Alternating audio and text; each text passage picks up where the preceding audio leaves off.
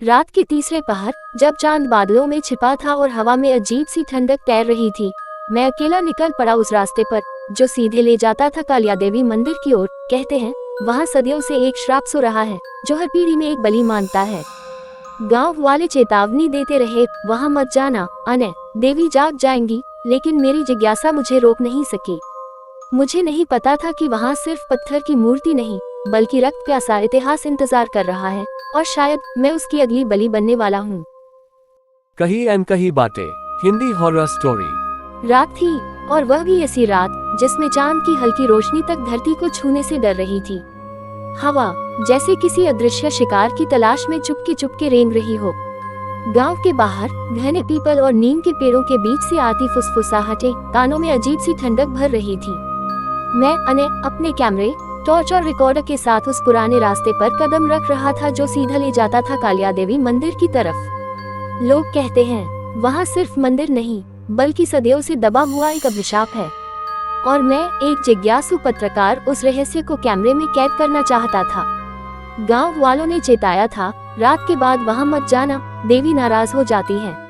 लेकिन मेरे अंदर का साहस या कहूँ पागलपन मुझे रोक नहीं पा रहा था। जैसे जैसे मैं आगे बढ़ रहा था, मिट्टी की गंध में एक अजीब सी नमी थी। दूर से मंदिर का काला सिलहूट दिखाई दे रहा था, मानो आसमान से काटकर किसी ने धरती पर चिपका दिया हो। और तभी एक ठंडी हवा का झोंका मेरी रीढ़ से नीचे तक उतर गया।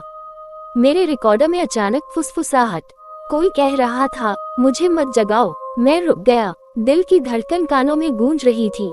टॉर्च की रोशनी से पेड़ों की टेढ़ी मेढ़ी शाखाएं डरावनी आकृतियां बना रही थी।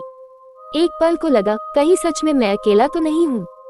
फिर याद आया, गांव के बुजुर्ग ने कहा था कालिया देवी का असली रूप रात के तीसरे पहर में जागता है। अगर वह तुम्हें देख ले तो तुम बच नहीं पाओगे। मैंने गहरी सांस ली और आगे बढ़ गया। मंदिर का फाटक आधा टूटा हुआ था, लोहे पर जंग और किसी पुराने रक्त जैसे भूरे दाग। दरवाजा ऐसे चरमराया जैसे सदियों से सो रहा हो और मेरी दस्तक से जाग उठा हो। भीतर का आंगन अंधेरा निगल चुका था, बस दीवारों पर लगी टूटी फूटी घंटियों की कतार जो बिना हवा के भी हिल रही थी। टन टन टन, हर टनकार जैसे मेरी हड्डियों में गूंज रही हो। मैंने कैमरा चालू किया, लेकिन लेंस में हल्की सी धुंध भरने लगी, मानो अदृश्य उंगलियों ने उस पर अपनी सांस छोड़ दी हो। रिकॉर्डर में फिर से वही आवाज, अने क्यों आया है? मैं ठिठक गया, मेरे हाथ कांप गए। आगे गर्भगृह का दरवाजा आधा खुला था, अंदर से हल्की लाल रोशनी, लेकिन कोई दीपक नहीं जल रहा था। मैंने कदम रखा और उसी पल पैरों के नीचे की जमीन ठंडी हो गई, जैसे पत्थर नहीं बल्कि बर्फ पर खड़ा हूँ।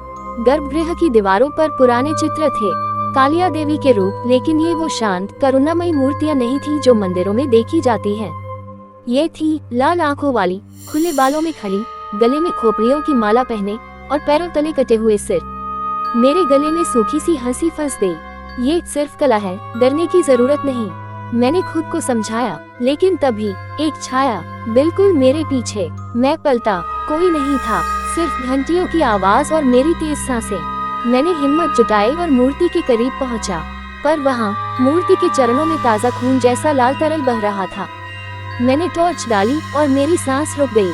वो तरल मंदिर के बाहर की तरफ जा रहा था, मानो किसी को घसीटकर भीतर लाया गया हो। अचानक मंदिर की दीवारों पर बनी आकृतियां हल्की सी हिलने लगी, उनके होंठ जैसे कुछ बोल रहे हों। और तभी गर्भगृह के अंधेरे कोने से एक औरत की धीमी खुरदरी आवाज आई, तुम्हें सच जानना है तो अपनी जान भी देनी होगी, अने। उस आवाज ने मेरे पैरों की ताक छीन ली। मैंने टॉर्च का फोकस उस कोने में डाला, पर वहां कुछ नहीं था, बस घना अंधेरा जो रोशनी को निगल रहा था। मेरे कानों में फिर वही फुसफुसाहट, तुम्हारा नाम मैं जानती हूँ, तुम्हारा अतीत भी और तुम्हारा अंत भी। मेरी सांस भारी हो गई, दिल ऐसे धड़क रहा था जैसे भागने की कोशिश कर रहा हो। मैंने कदम पीछे खींचना चाहा, लेकिन पैरों के नीचे की जमीन चिपचिपी हो चुकी थी। मैंने नीचे देखा, काले और लाल तरल का मिश्रण जो धीरे धीरे मेरे जूतों को पकड़ रहा था, मानो किसी का हाथ हो। मैंने पूरी ताकत से पैर खींचा और बाहर की ओर भागा, पर जैसे ही आंगन में पहुंचा, वो टूटी घंटियां अब जोर जोर से बजने लगी। टन टन टन, हर टनकार पर हवा भारी हो रही थी और मेरी त्वचा पर किसी अदृश्य नाखून का स्पर्श महसूस हो रहा था। अचानक सामने मंदिर का फाटक अपने आप बंद हो गया। धड़ाम। अब मैं कैद था। मैंने टॉर्च इधर उधर घुमाई और तभी मंदिर की दीवारों पर बनी आकृतियां धीरे धीरे पत्थर से मांस और हड्डी में बदलने लगी। उनकी आंखें चमकने लगी जैसे लहू से भरे मोती और उनके होंठ अब साफ बोल रहे थे, रक्त दो, तभी मुक्ति मिलेगी। मेरी रीढ़ में ठंडी बिजली दौड़ गई। मैंने कैमरा ऑन रखा, सब रिकॉर्ड कर रहा था, पर स्क्रीन पर कुछ और ही दिख रहा था।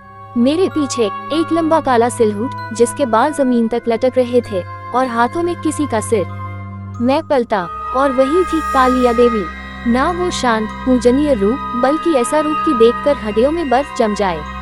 आंखों से टपकता लाल तरल, गले में खोपड़ियों की माला और पैरों के नीचे किसी इंसान का शव। वह धीरे धीरे मेरी तरफ बढ़ी, हर कदम पर जमीन जैसे धड़क रही हो। अने, तू आया क्यों? तुझे किसने बुलाया? मेरे मुंह से आवाज ही नहीं निकली, लेकिन मेरे मन में बस एक बात गूंज रही थी, मैं यहाँ मरने वाला हूँ। वो मेरी ओर बढ़ रही थी। हर कदम पर मंदिर की दीवारें कराहने लगी, जैसे सदियों का दर्द बाहर निकल रहा हो। उसकी आंखें मेरे आर पार देख रही थी और फिर अचानक वह रुक गई। तुझे भी सच जानना है अने? तो सुन। उसकी आवाज मानो किसी गहरी गुफा से आती हो, भारी, ठंडी और घाव देने वाली। मैंने टॉर्च की रोशनी उसके चेहरे पर डाली, लेकिन जो दिखा उसने मेरी रूह खींच ली। वह चेहरा लगातार बदल रहा था, कभी एक सुंदर महिला, कभी खोपड़ी, कभी किसी बूढ़ी औरत का झुर्रियों भरा चेहरा और कभी मेरी ही शक्ल। सदियों पहले मैं यहाँ की रक्षक थी, उसने कहा। लोग मुझे पूछते थे, मेरे नाम से अनाज, पानी, सुरक्षा पाते थे। लेकिन एक रात एक राजा ने मेरे मंदिर को अपवित्र किया। उसने मेरी शक्ति को सोने और युद्ध के लिए बांधना चाहा और तब मैंने उसका रक्त पी लिया। उसने अपना हाथ उठाया और मेरी आंखों के सामने हवा में एक दृश्य बनने लगा। अंधेरा आकाश, मंदिर में चीखते लोग, राजा का शरीर जमीन पर और उसकी गर्दन से बहता लाल सैलाब। तभी से मुझे श्राप मिला कि जब तक हर पीढ़ी से एक बलि न ली जाए, मैं शांति नहीं पा सकती। मेरे गले में डर का कांटा अटक गया।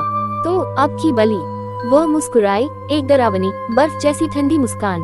तू अने, तूने खुद मेरे द्वार पार किए हैं, तू चुना गया है। अचानक मेरे पैरों के नीचे जमीन हिलने लगी, दीवारों से काली परछाइयां निकलकर मेरे चारों ओर घूमने लगी।